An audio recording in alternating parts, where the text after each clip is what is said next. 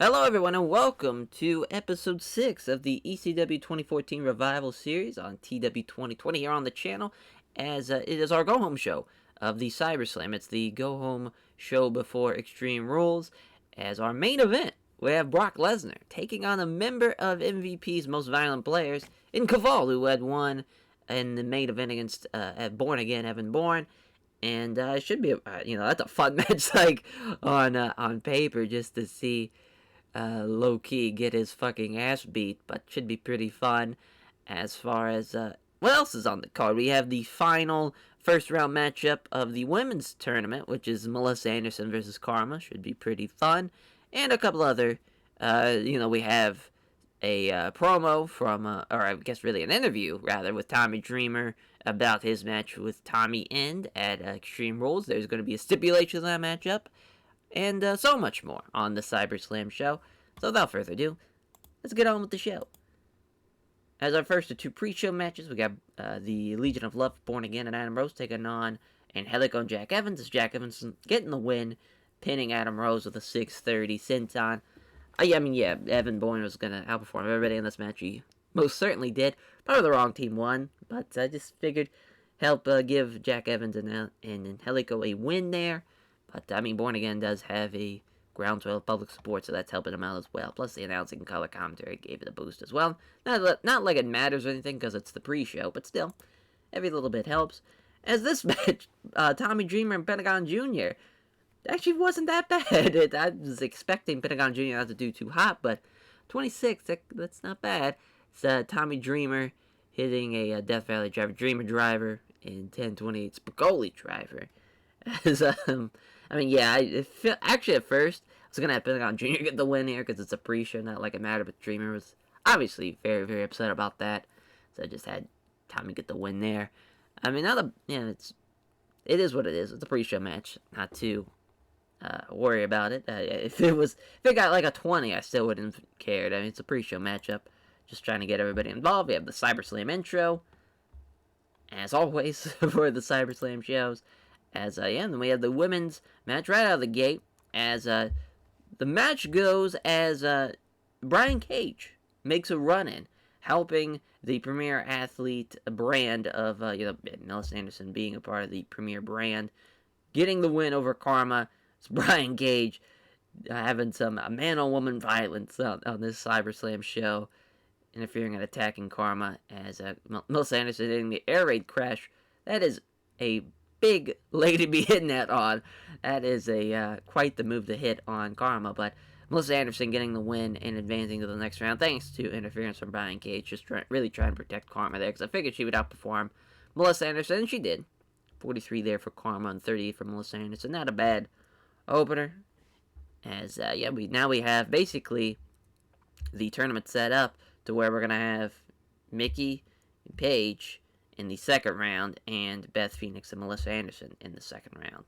Then whoever wins that takes on whoever wins those two matches, battles out for the finals to see who's going to be the first ever women's champion in ECW. So I figured this would go over really, really well. Paul Heyman calls Rob into his office, Rob Van Dam into his office, and asks him about his plans for Extreme Rules. What's going on with Rob, what are you doing? Last time we really saw you in a match, you helped out Tommy in a tag match, and you lost to Brock on the Reborn show. And Rob's just like, I'm really focusing on who's going to win that main event, who's going to win between Bobby Lashley and Brock Lesnar, because I want to take on the who's ever the first champion. I want to be the first contender.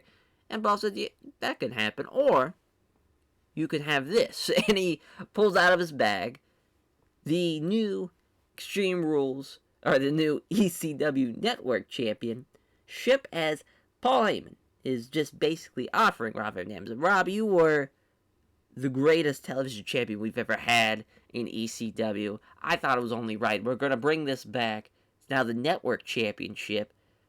Do you want it? Is this what do you want to continue that legacy you laid out years ago when you were the television champion? You want to continue that legacy? And Rob just goes, you know what, Paul? That was in the past. I'm all about the future. I want to be the ECW champion. I want to beat Brock Lesnar. I want to beat Bobby Lashley, whoever it is. I want to be the guy who beats him. Brock beat me back at the King of the Ring in 2002. He beat me at Reborn. He owes me a championship win. He owes me a win, and I want to get a win. I want to beat Brock Lesnar. So I'm gonna have to pass Paul. Paul just goes, all right, and just kind of goes. I guess we're gonna have our tournament laid out on CyberSlam. The next CyberSlam, we're gonna see the tournament bracket for what will be the first ever network champion. So just kind of Paul, just like, we don't have to do this tournament. You could have it, Rob. This is yours for the keeping. But Rob turning it down, rather take on the champion of the ECW champion, rather it be Brock Lesnar or Bobby Lashley. So just a little fun little segment for Rob. As the next match, mid-card matchup of Chris Hero and CJ Parker. Hero getting the win in 10:28 with a Hangman's Clutch. Hero hasn't gotten a win. He lost to Punk and then he lost again at the last ScyberSlam. Just wanted him to get a win throughout these tapings. And just easy win over CJ Parker, really. But just a fun matchup, too. Like, those two guys felt like their styles would have meshed really well. Obviously, CJ Parker kind of more in his infancy of what he became later on. But still, not a bad talent at all, and gets a 32.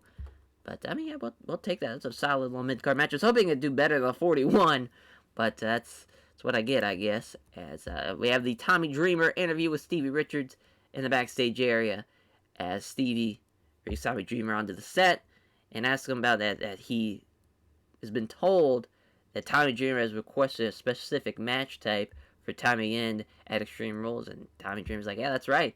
I've asked Paul to make the match between me and Tommy End a Singapore cane match.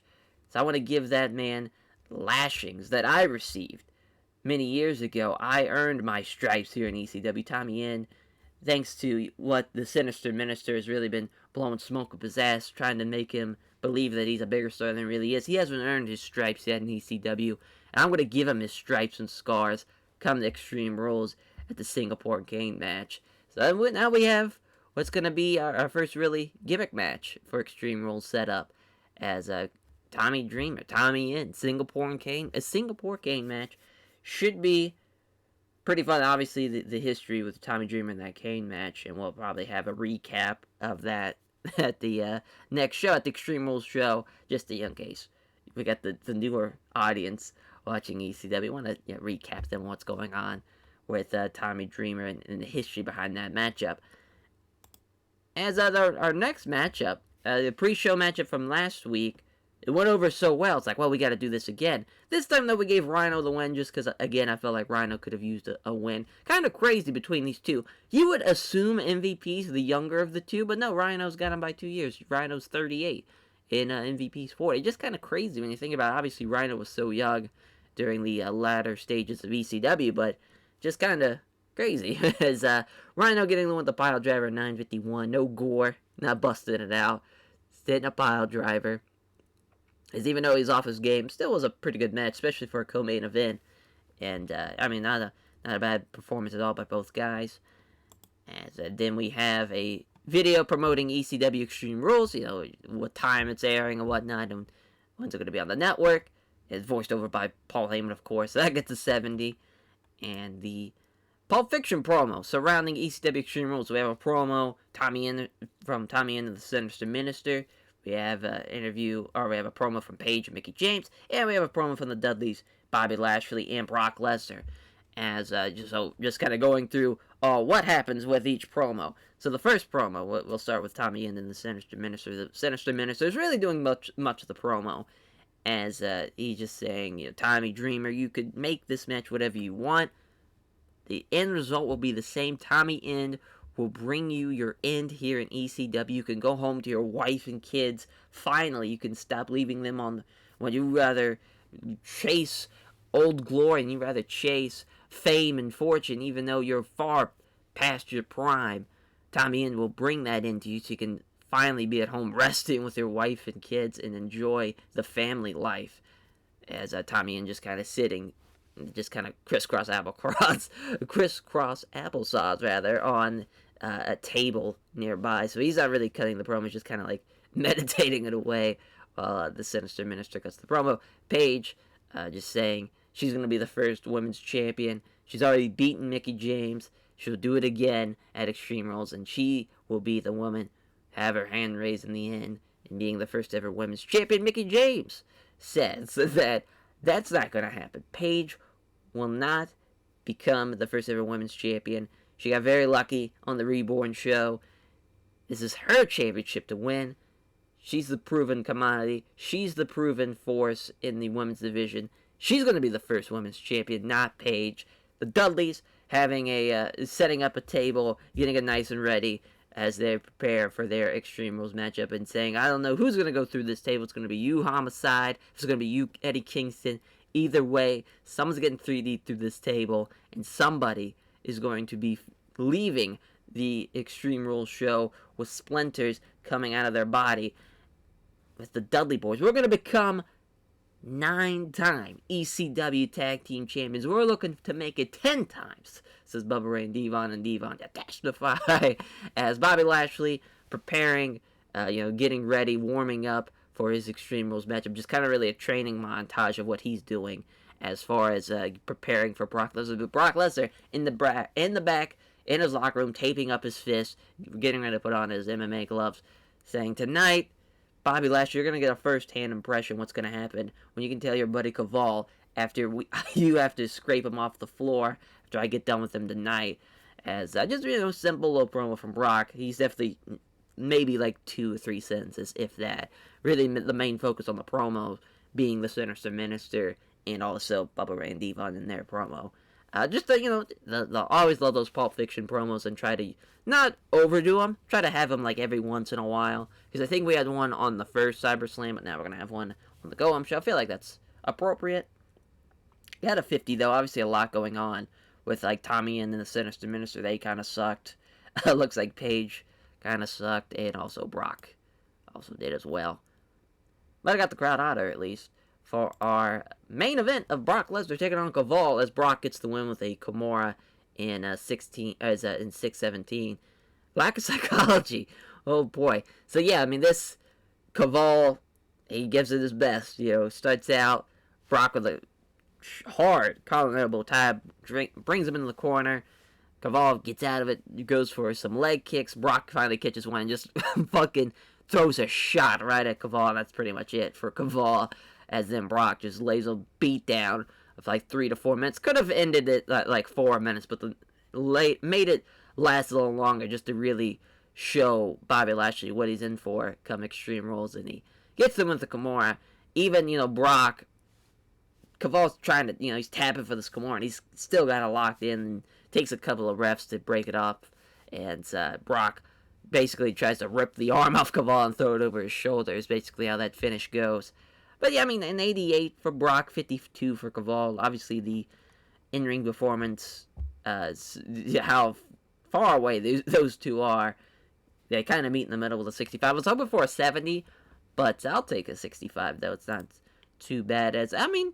Our most successful show, thanks to really in part with Paul Heyman and getting Paul involved on the show with the Van Damme promo and also promoting the show with the voiceover Extreme Rules. I felt like the Tommy Dreamer interview should have not been the worst thing on this show, but it was. Funny enough, I thought for sure it was going to be either the women's match or even the Hero CJ Parker match, and both those matches did better than the interview. I think all in all, a pretty good, solid go-home show, as that will do it for this episode. Thank you all for watching, and we'll catch you guys for Extreme Rules. What a card we have. Main event. ECW title matchup, Brock Lesnar, Bobby Lashley. Got the tag title matchup of the Dudleys and Homicide and Eddie Kingston of the MVP's Most Violent Players. Kenta and CM Punk. What was going to be the battle of the GTSs, but it looks like CM Punk's going to try to end the match with the Pepsi Plunge. We also have the women's tournament, and also we have some other matches that have not been billed yet on the cards. A lot of jam-packed things happen on Extreme Rules. As I will catch you guys there. Take care, everyone.